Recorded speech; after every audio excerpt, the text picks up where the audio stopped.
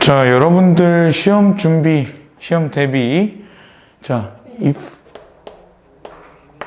whether절을 한번 배워보도록 할게요, 이번에. 자, 여러분들 흔히 if whether절이라고 얘기를 하면은 여러분들이 부사절에서 많이 보셨을 것 같은데, 절이라고 이야기하는 것은 기본적으로 여러분들이 이 절의 의미를 알아야 합니다. 자, 절이 뭘까요, 여러분?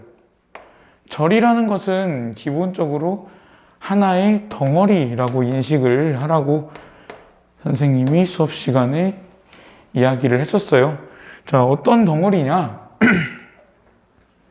주어와 동사로 이루어진 하나의 덩어리를 우리가 절이라고 이야기합니다. 자, 이 절이 부사가 될 수도 있고 하나의 품사로서 부사가 될 수도 있고, 그 다음에 형용사가 될 수도 있고, 또 명사가 될 수도 있는데, 우리는 오늘 명사로 사용되는 절에 대해서 여러분들이랑 한번 배워볼 거예요. 자, 명사로 사용된다는 거는 문장 성분에서 어떻게 기능한다는 거죠? 자, 명사로 사용된다는 거는 문장 성분에서 기본적으로 주어, 목적어, 보어의 역할을 한다는 거예요. 자, 원래 기본적으로 우리가 알고 있던 if의 뜻은 만약 혹은 whether는 둘 중 하나를 고르는 듯한 이미지였는데, 자, 이 명사로 쓰이게 된다면, 명사로 쓰일 때 if whether의 해석은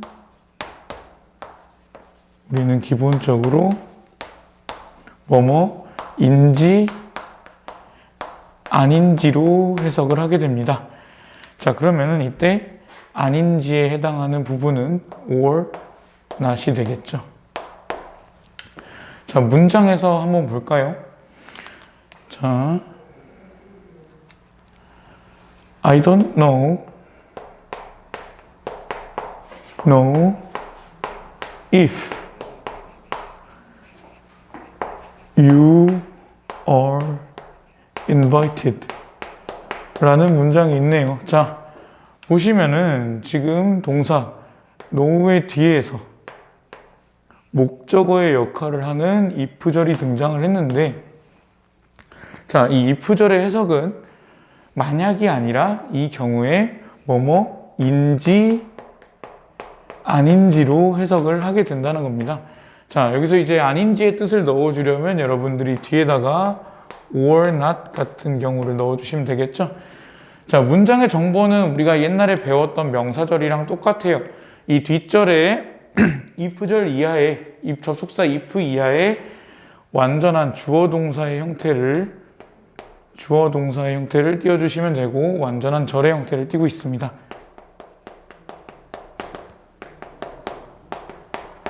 자, 그 다음에 어차피 if와 whether의 해석은 똑같기 때문에 이 자리에 whether를 넣어주셔도 상관없다라는 거예요. 자, 기본적으로 이게 형성이 되는 이유는 문장 안에서 우리가 문장을 새로 쓰게 되려면 접속사를 하나 필요로 하는데, 이 if와 whether가 이 접속사의 역할을 해주는 겁니다. 그래서 선생님이 옛날에 얘기를 했었죠. 절이 하나 새로 들어오려면 누가 와야 된다? 접속사가 하나 새로 더 들어와야 된다라는 개념을 여러분들한테 이야기를 했었습니다. 자, 이 경우에서 여러분들이 if와 whether의 해석이 똑같음을 인지를 해주시고, 그 다음에 이제 시험에 자주 나올 법한 주의점들을 여러분들한테 알려주도록 할게요. 자, 주의점을 보자면 첫 번째 주의점은요, 이러한 if, whether의 뜻은 뭐뭐인지 아닌지로 해석하기 때문에 기본적으로 불확실한 느낌을 많이 가지고 있습니다. 그러다 보니 우리가 이 동사의 목적으로 사용할 때 불확실한 느낌을 가진 동사들을 많이 활용을 한다는 거예요. 그 대표적인 예시로는 wonder. 자, 생각하다, 고민하다라는 뜻이 있고, 자, don't know. 내가 알지 못하는 거죠. 그 다음에 be not sure 이런 형태의 동사들이 있습니다. 자, 그리고 이제 두 번째 주의점으로는 여러분들이 가장 많이 헷갈려하는 부분인데 whether와 if가 같은 의미를 나타낸다고 하지만 서로 쓰이는 범위가 굉장히 다릅니다. 자, 첫 번째 whether의 쓰임은 문장 내에서 주어, 목적어, 보어에 모두 해당을 하는 반면에 자, if는 상대적으로 굉장히 한정적인 위치에서 쓰이는데 자, 동사의 목적어로밖에 쓸 수가 없습니다. 그래서 요즘 이제 중학교 시험 문제를 보면은 이런 형태의 문제들이 굉장히 많이 나오고 있는 걸 볼 수 있을 텐데요. 자, if의 목적어로 동사의 목적어로 if를 쓸 수밖에 없는 동사의 목적어만으로 if를 쓸 수밖에 없는 이유는 if가 문장 앞으로 나가게 됐을 때 우리는 흔히 부사절의 만약으로 해석을 합니다. 이 만약과 혼동을 방지하기 위해서 if는 동사 뒤에 목적어 자리에만 올 수밖에 없다라는 문법적 규칙을 만들었었고요. whether는 그 이외의 자리에서도 모두 사용될 수 있습니다. 뜻은 어떻죠? 그냥 뭐뭐인지 아닌지로 여러분들이 해석을 해주시면 되겠다. 이 정도까지만 잡아주시면 될 것 같고 세 번째 우리가 이제 조심해야 될 부분은 뭐냐면은 자, whether 뒤에 or not이 붙는가 혹은 if 뒤에 or not이 붙을 수 있는가 없는가에 대한 이야기죠. 자, 이 or not이라는 것은 기본적으로 붙을 수 있는 위치는 whether 뒤에 뿐입니다. 자, 보시면은 자, whether or not의 형태가 있고 if or not의 형태가 있는데 우리가 이거를 예문으로 한번 확인을 해보도록 할게요.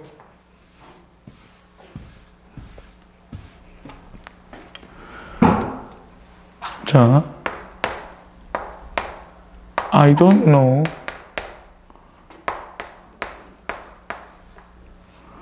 whether or not to buy it.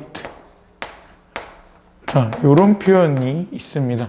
나는 이것을 살지 안 살지 모르겠다라는 표현인데, 자, 살지 안 살지 모르겠다라는 표현인데 이 자리에 if가 오게 되면 문법적으로 틀린 문장이 되기 때문에 whether는 or not이랑 whether만 같이 쓸 수 있다라는 부분을 여러분들이 인지를 해주셨으면 좋겠고, 자, 이 네 번째 팁은 뭐냐면은 방금 선생님이 쓴 문장에도 해당이 되는 부분인데, 자, whether or not 뒤에 투부정사가 붙었어요. 이 투부정사의 사용이에요. 자, 우리가 이제 생각해야 될 부분이 뭐냐면은 이 whether 뒤에 혹은 if 뒤에 투부정사가 붙을 수 있느냐 없느냐에 대한 이야기를 하고 있었습니다. 자, whether 뒤에 투부정사는 방금의 문장대로 가능해요. 자, if 뒤에 투부정사는 불가능합니다. 그 이유는 뭘까요? 자, 여러분들 이 if 뒤에 투부정사가 안 되는 이유는 이 whether는 애초에 우리가 다른 데서 어디서 많이 본 적 있지 않나요, 혹시? 자, 앞에 WH로 시작하는 의문 부사의 형태로 우리가 많이 본 적이 있을 텐데, 자, 부사다 보니까 우리는 문장에서 이것들의 위치가 굉장히 자연스럽게 이동하는 것을 볼 수 있어요. 그쵸? 의문사이기도 하고 어떨 때는 간접 의문문으로도 쓰이고 혹은 그냥 의문사의 도치 형태로도 많이 쓰이는 것이기 때문에 우리는 이 뒤에 투부정사가 와도 아무런 지장이 없다고 판단을 한 겁니다. 근데 이 if를 보면은 이 if는 여기서 동사의 목적어이기 때문에 명사로 취급을 해주는 경우가 있어요. 자, 이 if를 명사로 취급을 하기 때문에 우리가 흔히 얘기할 때 candy or not is delicious 라고 얘기 안 하잖아요. 그쵸? 명사 뒤에다가 or not을 붙이는 것은 옳지 않다고 판단해서 if 뒤에서는 자, 투부정사가 붙을 수 없게 된 겁니다. 자, 이렇게 네 가지 여러분들이 주의점을 잡아주신다면은 시험에서 웬만하면 틀릴 일은 없을 것 같고요. 그 다음에 여러분들과 함께 부사절과 혼동하기 쉬운 이 if와 whether를 확인해 보도록 하겠습니다. 자, if와 whether는 명사절로 쓰면 뭐인지 아닌지 라는 간단한 표현으로 나올 수 있는데 부사절로 쓰게 된다면 그 의미가 완전히 달라지게 됩니다. 자, 부사절로 쓰인 if는 우리는 흔히 뭘로 해석을 했었죠? 그쵸? 조건을 제시하는 만약 뭐뭐라면으로 해석을 했었는데 자, 여기서 whether는요 뭐뭐이던 아니던 간에 로 해석을 하기 때문에 완전히 해석이 바뀌게 되는 것을 볼 수 있습니다. 그럼 여러분들이 질문할 수 있겠죠. 선생님, 어떻게 부사절과 명사절을 구분을 할 수 있나요? 자, 선생님은 애초에 처음에 얘기를 했습니다. 우리가 절이라고 부르는 이것은 주어 동사가 있는 하나의 덩어리일 뿐이에요. 여러분들이 전혀 어렵게 생각하실 필요 없습니다. 그러면 우리가 이제 이 명사절이라고 부르는 것들은 기본적으로 생각을 해봤을 때 주어, 목적어, 보어로 활용이 될 수 있어요. 그럼 우리가 이제 문장 성분 내에서 주어, 목적어, 보어의 위치를 확인을 해보면 되겠죠. 자, 주어, 목적어, 보어는 누구를 중심으로 나눠져 있을까요? 문장 내에서 동사를 확인하시면 여러분들이 이 해답을 찾을 수 있습니다. 자, 동사 앞에서 쓰이고 있는 명사절로 쓰인 whether, 이것은 주어의 기능을 하고 있는 것이고요. 자, 동사 뒤에서 쓰이는 이것들은 동사의 형태에 따라서 목적어나 보어로 사용될 수 있는 겁니다. 그러므로 여러분들이 if, whether이 어떻게 쓰였냐, 명사절로 쓰였냐, 부사절로 쓰였냐를 구분하는 경우에는 저는 개인적으로 문장 내에서 본동사를 먼저 찾아라 라고 이야기를 해주고 싶네요. 본동사 찾기가 가장 중요하고 그 뒤로 접속사들이 따라 붙으면서 주어로 쓰인 명사절인지 목적어로 쓰인 명사절인지 혹은 부사로 쓰인 명사절인지를 알 수 있을 겁니다. 자, 그리고 반대로 이것이 부사절로 쓰일 때는 어떤 구별이 되냐면 자, 접속사를 가지고 주어 동사가 따라온다 라고 선생님이 이야기를 했을 거예요. 그러면 기본적으로 이 문장이 끝나기 전에 이 문장의 조건을 제시해주는, 주절의 문장의 조건을 제시해주는 것이 바로 부사절이기 때문에 이 주절의 앞에서 종속절인 이 부사절 앞에 컴마가 붙어줘야 됩니다. 그러니까 여러분들이 보기에는 이런 형태의 두 개의 문장같이 보이는 형태를 보일 거고요. 그러면 이 부사절이 항상 앞에 있나요? 라고 물어보는 학생들도 있었는데 그렇지 않습니다. 자, 주절이 앞에 있는 경우에는 우리는 컴마를 쓰지 않고 접속사와 주어 동사를 통해서 부사절을 완성시켜 주는 겁니다. 자, 컴마를 사용하는 이유는 뒤에 따라오는 주절이 접속사를 가지고 있지 않기 때문에 구별을 해주기 위해서 컴마를 써주는 거고요. 자, 여기서 이제 컴마가 없어진 이유는 뒤에 따라오는 부사절에 접속사가 명확하게 보이기 때문에 구별을 해줄 필요가 없다고 생각을 해서 이것을 빼게 된 것입니다.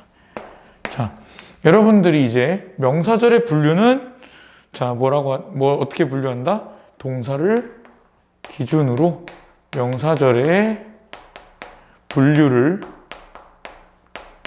할 수가 있을 것이고요.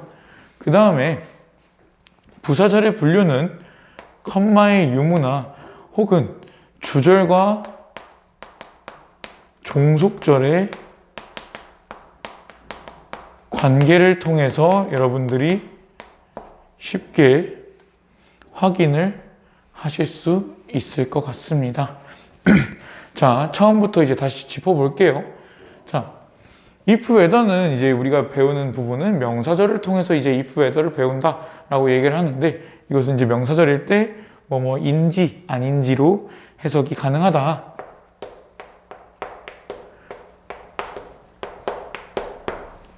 자, 또 명사절이 들어오기 위해서는 하나의 절이 필요한데, 이 절은 기본적으로 덩어리이고 주어 동사를 가진 덩어리이다. 자, 그래서 우리가 이제 이것들이 주어, 목적어, 보어로 사용될 수 있는데, 주의점을 보자면 whether는 모든 자리에서 사용이 가능하고 if 자체는 한정적으로 동사의 목적어로만 사용이 가능하다라는 것을 말씀드리고 싶었고, 자, 이제 선생님이 빠뜨린 걸 짚어주자면, 자, 이 if or not을 볼 때, 그러면 if 뒤에는 바로 or not이 붙을 수 없다라고 말씀하셨는데, 그럼 이 or not은 어디로 가야 하나요? 이 or not은 빠져서 문장의 맨 끝으로 가게 되는 것입니다. 여러분, 이번 수업을 통해서 여러분들이 되게 이해가 좀 빠르고 잘 되셨으면 좋겠고, 다음 내용을 통해서 선생님이랑 이제 만나볼 테니까 여러분들이 이 내용들을 확실히 암기하고 시험 준비 잘했으면 좋겠습니다.